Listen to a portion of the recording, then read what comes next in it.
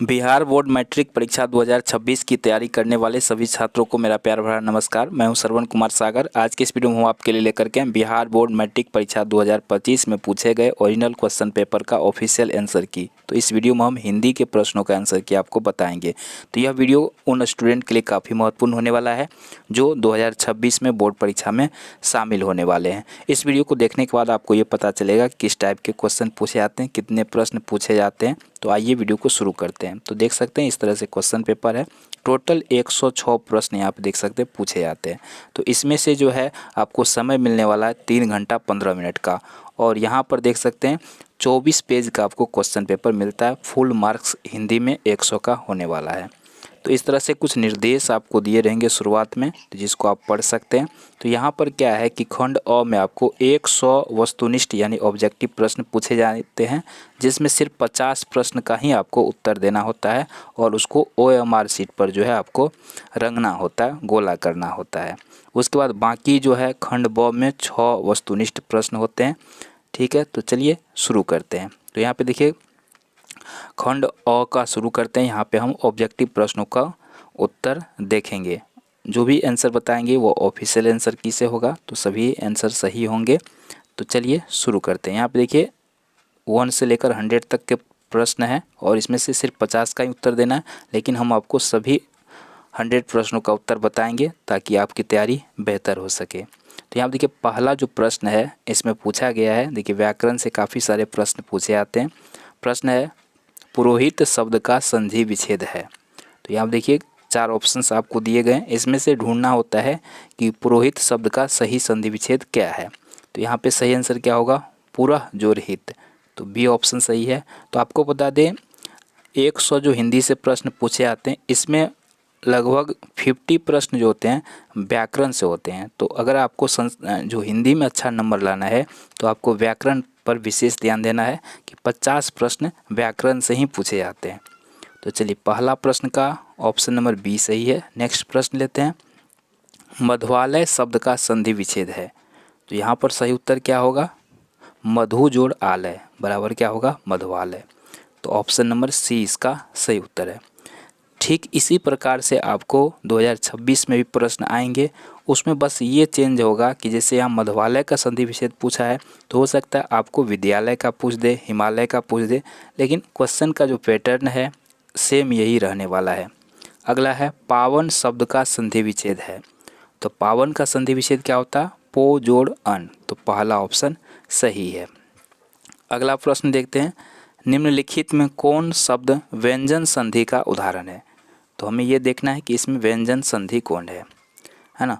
तो ये हो जाएगा तदाकार, ये क्या है, व्यंजन है। अगला प्रश्न है, निम्नलिखित में कौन शब्द कर्मधारय समास है। तो यहाँ देखिए समास से प्रश्न पूछा गया, तो आपको समास अच्छा तरीका से पढ़ना है। तो यहाँ पे कौन सा हो जाएगा, कर्मधारय समास पूछता है, तो ये हो जाएगा आपका परमेश्वर। सी ऑप्शन सही है। अगला प्रश्न लेते हैं, पुत्र शोक शब्द का समास विग्रह क्या होगा। तो पुत्र शोक शब्द का समास विग्रह होगा आपका पुत्र के लिए शोक। ऑप्शन नंबर सी सही उत्तर है। अगला है, प्रत्युपकार शब्द किस प्रकार के समास का उदाहरण है। देखिए काफ़ी सारे क्वेश्चन समास से आ रहे हैं, तो इसको अच्छा तरीका से आपको समास को पढ़ना होगा। अवयवी भाव समास है ये। अगला है, गगनचुंबी शब्द किस तत्पुरुष समास का उदाहरण है। तो ये हो जाएगा कर्म तत्पुरुष समास का। अगला प्रश्न देखते हैं, गुड़ खाकर गुलगुले से परहेज लोकोक्ति का अर्थ है। यहाँ लोकोक्ति का अर्थ भी पूछा जाता है एग्जाम में, तो इसको भी आपको पढ़ना है। तो इसका सही उत्तर होगा दिखावटी संयम। सिर पर भूत सवार होना मुहावरा का अर्थ है। देखिए मुहावरा से भी आपको प्रश्न आएंगे। सिर पर भूत सवार होना का अर्थ होता है धुन सवार होना। पहला ऑप्शन सही है। लाभ की इच्छा वाक्य खंड के लिए एक शब्द है। तो जो लाभ की इच्छा करते हैं उसको क्या कहते हैं, लिप्सा। जहां तक सद सके वाक्य खंड के लिए एक शब्द है। तो इसका आंसर होगा यथासाध्य। नेक्स्ट क्वेश्चन लेते हैं, ज्येष्ठ शब्द का विलोम है, देखिए विलोम शब्द भी आपको पढ़ना है। तो ज्येष्ठ का विलोम क्या हो जाएगा, कनिष्ठ। ज्येष्ठ मतलब बड़ा होता है तो उसका क्या हो जाएगा, छोटा यानी कनिष्ठ। गौरव शब्द का विलोम है, तो गौरव का उल्टा क्या होता है, लाघव। जातीय शब्द का विलोम है, जातीय शब्द का विलोम क्या हो जाएगा, विजातीय। ब्रह्मा का पर्यायवाची शब्द है, तो सही आंसर क्या होगा, चतुरानन। देखिए काफ़ी सारे प्रश्न विलोम शब्द से पूछे गए, पर्यायवाची शब्द से, यानी कि जितने प्रश्न अभी आ रहे हैं सारे के सारे क्या है, व्याकरण से ही पूछे गए। तो व्याकरण पर आपको विशेष ध्यान देना है हिंदी में अच्छा नंबर लाने के लिए। राजा का पर्यायवाची शब्द क्या होगा, तो राजा का क्या होगा, महीप। मेघ का पर्यायवाची शब्द है पयोद। मेघ का पर्यायवाची शब्द क्या हो जाएगा, पयोद। निम्नलिखित में कौन शुद्ध वाक्य है, तो क्या हो जाएगा, शीला ने ग्रंथ पढ़ा, ये सही वाक्य है। क्वेश्चन नंबर 20 पे चलते हैं। निम्नलिखित में कौन अशुद्ध शब्द है, तो इसका सही आंसर हो जाएगा त्योहार, ये अशुद्ध है, बाकी सब इसमें सही ही है। निम्नलिखित में कौन शुद्ध शब्द है, कुमुदनी क्या है, ये सही शब्द है, ऑप्शन नंबर सी। पीड़ा शब्द का विशेषण है, क्या हो जाएगा, पीड़ित। मोह शब्द का विशेषण है, तो ये हो जाएगा मोहित। बुद्ध शब्द का विशेषण है, बौद्ध। अमरजीत आज दिल्ली नहीं गया क्योंकि पानी बरस रहा था, यह किस वाक्य का उदाहरण है, तो इसको हम लोग कह सकते हैं मिश्र वाक्य। निम्नलिखित में कौन वाक्य कर्मवाच्य का उदाहरण है, सोहन के द्वारा दौड़ लगाई गई, ऑप्शन बी इसका सही होगा। अगला देखते हैं। अवगत शब्द में कौन उपसर्ग है, तो अवगत में क्या होगा, अब उपसर्ग है। कुख्यात शब्द में कौन उपसर्ग है, उपसर्ग हमेशा शुरू में लगता है, याद रखना है। तो यहाँ पे हो जाएगा कुख्यात में कौन सा उपसर्ग है, कु। उपवाक शब्द में कौन सा उपसर्ग है, तो यहाँ पे सही उत्तर क्या हो जाएगा, उप। वेदना शब्द में कौन प्रत्यय है, प्रत्यय जो है शब्द के लास्ट में लगता है, इसको याद रखना है। तो यहाँ पे वेदना में क्या है, अना। देवरानी शब्द में कौन सा प्रत्यय है, तो यहाँ पे सही उत्तर क्या हो जाएगा, आनी। तो इस तरह से आपको उपसर्ग और प्रत्यय पर ध्यान देना, इससे काफ़ी सारे प्रश्न आए हुए हैं। चढ़ाई शब्द में कौन प्रत्यय है, तो चढ़ाई में कौन सा प्रत्यय है, आई। सूर्य शब्द का उदाहरण है, तो इसका सही उत्तर होगा तत्सम। सूर्य किस शब्द का उदाहरण है, ये तत्सम शब्द है। अगला है जलज शब्द का उदाहरण है, जलज किस शब्द का उदाहरण है, ये जो जलज है ये हो जाएगा आपका योग रूढ़। सेना किस संज्ञा का उदाहरण है, यानी आपको संज्ञा भी पढ़ना होगा, तो सेना जो है ये समूहवाचक संज्ञा है। लोहा किस संज्ञा का उदाहरण है, तो लोहा क्या हो जाएगा, द्रव्यवाचक हो जाएगा। अगला देखते हैं। सेठ शब्द का स्त्रीलिंग रूप है, तो सेठ का स्त्रीलिंग क्या होता है, सेठानी। निम्न में कौन शब्द पुल्लिंग है, तो यहाँ पर पुल्लिंग क्या होगा, अकाल शब्द जो है पुल्लिंग है। मैं स्वयं देख लूँगा किस सर्वनाम का उदाहरण है, तो ये जो है निजवाचक सर्वनाम। सर्वनाम के कितने भेद हैं, तो याद कर लीजिए सर्वनाम के 6 भेद हैं, ऑप्शन डी इसका सही होगा। अगला देखते हैं। राघव बहुत तेज लड़का है, यह किस विशेषण का उदाहरण है, तो ये हो जाएगा प्रविशेषण। धनी व्यक्ति किस विशेषण का उदाहरण है, तो ये हो जाएगा गुणवाचक। उसने हरीश को मारा था, यह किस भूतकाल का उदाहरण है, पूर्ण भूतकाल का।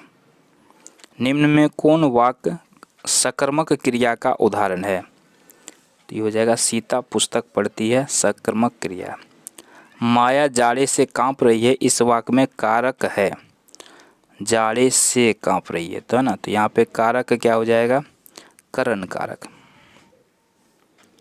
किस मात्रिक छंद के पहले और तीसरे चरण में 13-13 तथा दूसरे चौथे चरण में 11 एक मात्राएं होती है, तो ये हो जाएगा दोहा में। रहीमन पानी राखिए बिन पानी सब सून, पानी गए न उबरे मोती मानुष चून, किस अलंकार का उदाहरण है? तो ये है आपका सलेस।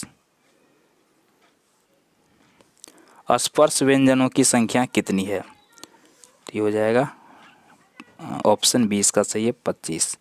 निम्न में कौन वर्ण अल्प प्राण है? तो ये हो जाएगा ऑप्शन नंबर ए। निम्न में कौन महाप्राण व्यंजन है? तो इसका सही उत्तर होगा ऑप्शन नंबर बी। हिंदी में अनुनासिक वर्णों की संख्या कितनी है? तो इसकी संख्या है 5, यानी ऑप्शन सी सही है। अक्षर किन वर्णों के मेल से बना है? तो हो जाएगा ऑप्शन नंबर ए। री का उच्चारण स्थान है? हो जाएगा मूर्धा। चलिए क्वेश्चन नंबर 54 पे आ चुके हैं। निम्न में कौन मूल स्वर है? तो इसमें मूल स्वर क्या हो जाएगा? ई। निम्न में कौन उष्ण व्यंजन है?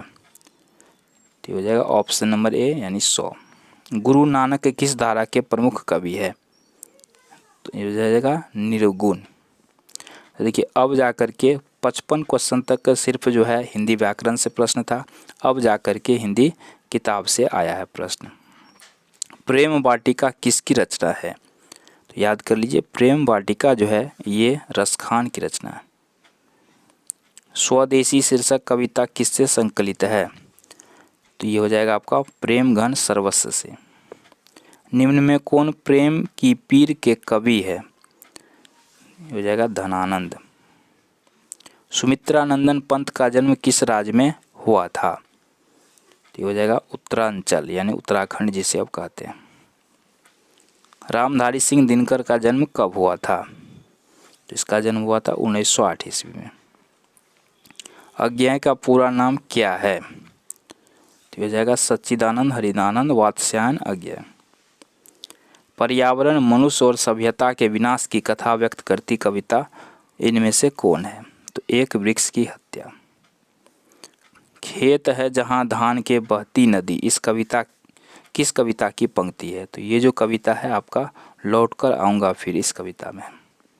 अक्षर ज्ञान शीर्षक कविता में बेटे का क कहाँ नहीं अटता? तो हो जाएगा चौखटे में। रेनर मालिया रिल्के के पिता का क्या नाम था? ये हो जाएगा जोसेफ रिल्के। अगला है निशांक शब्द का अर्थ है? ये हो जाएगा शंका मुक्त।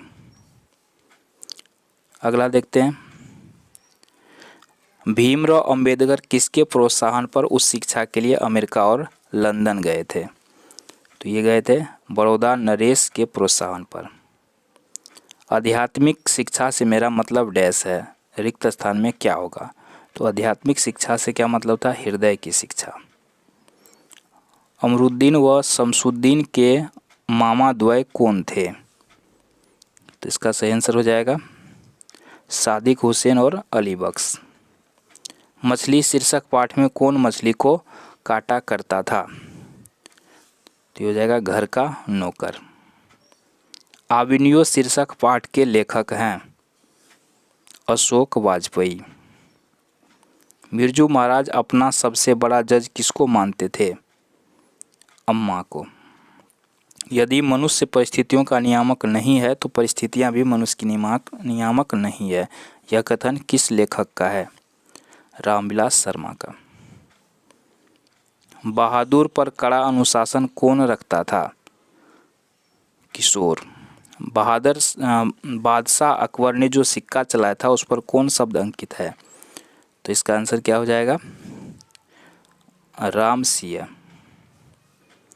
कालिदास ने क्या कहा था? नाखून क्यों बढ़ती है? शीर्षक पाठ के आधार पर उत्तर दें। तो इसका सही उत्तर क्या होगा?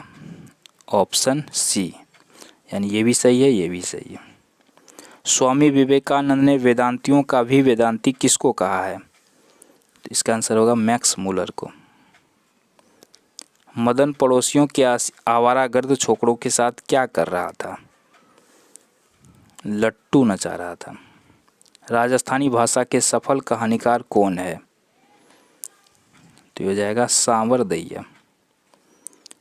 बल्ली अम्माल की शीर्षक कहानी का पात्रा है? नगर कहानी का। ईश्वर पेटलीकर किस भाषा के लोकप्रिय कथाकार है? तो ये थे गुजराती भाषा के।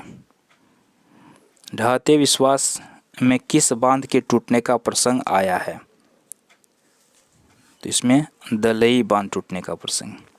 मगम्मा को किसके साथ विवाद था? तो ये हो जाएगा बड़ी नजम्मा के साथ, बहू नजम्मा के साथ। संतू मछली लेकर क्यों भागा? कुएं में डालने के लिए। अमरुद्दीन का जन्म कहाँ हुआ था? बिहार में। विनोद कुमार शुक्ल के उपन्यास का क्या नाम है? नौकर की कमीज। अशोक वाजपेयी के माता पिता का क्या नाम है? तो इसका सही उत्तर होगा निर्मला देवी और परमानंद वाजपेयी। सुलोचना कौन थी? अभिनेत्री। एक भाषा बोलने वाली जाति की तरह अनेक भाषाएं बोलने वाली राष्ट्र की भी अस्मिता होती है। यह शीर्षक पाठ की पंक्ति है। तो ये जो पंक्ति है ये लिया गया है परंपरा का मूल्यांकन से।